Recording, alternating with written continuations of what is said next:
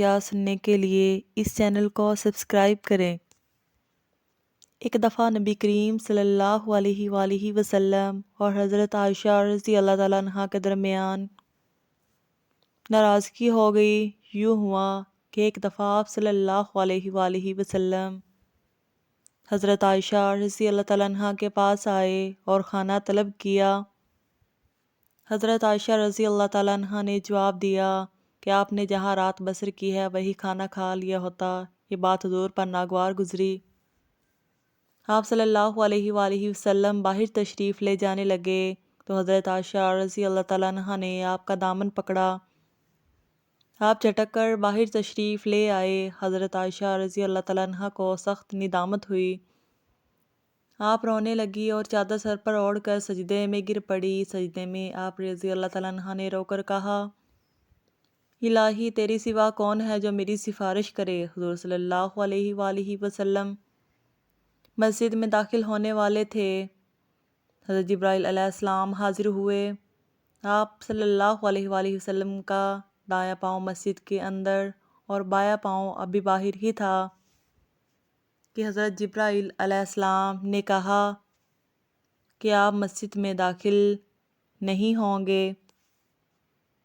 حضور پاک صلی اللہ علیہ وآلہ وسلم نے فرمایا کہ آخر کیوں؟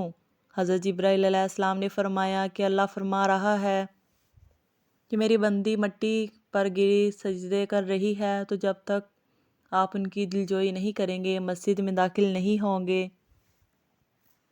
حضور پاک صلی اللہ علیہ وآلہ وسلم فوراً گھر آئے۔ حضرت عائشہ رضی اللہ تعالیٰ عنہ نے حضور پاک صلی اللہ علیہ وآلہ وسلم کی آہٹ محسوس کی تو مکان کے ایک کونا میں بیٹھ گئی۔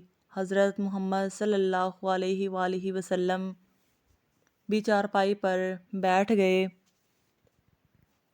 حضرت عائشہ رضی اللہ تعالیٰ عنہ بات کرنے سے کترا رہی تھی۔ پھر حضرت عائشہ رضی اللہ تعالیٰ عنہ فوراً اٹھ کھڑی ہوئی اور آپ صلی اللہ علیہ وآلہ وسلم کے قدموں میں بیٹھ گئی اور بولی کہ مجھے معاف کر دیجئے، یوں جان لیجئے کہ میں ابھی مسلمان ہوئی ہوں، مجھ پر کرم فرمائیے۔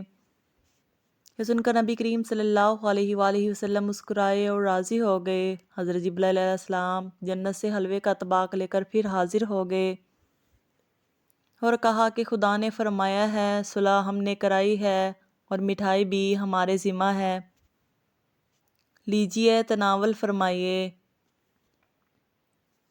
آپ دونوں صلح کی خوشی میں ایک دوسرے کے منہ میں لقمے ڈالتے رہے۔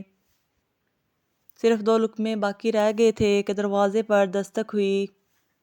حضور صلی اللہ علیہ وآلہ وسلم نے فرمایا کہ حمیرہ حضرت ابو بکر صدیق رضی اللہ تعالیٰ عنہ ہوں گے، یہ لقمہ ان کا ہے۔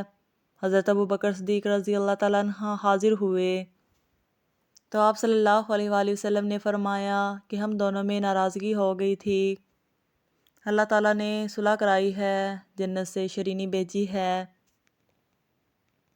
جو ہم نے کھا لی ہے، باقی 2 لقمے رہ گئے ہیں جو آپ کا حصہ ہیں۔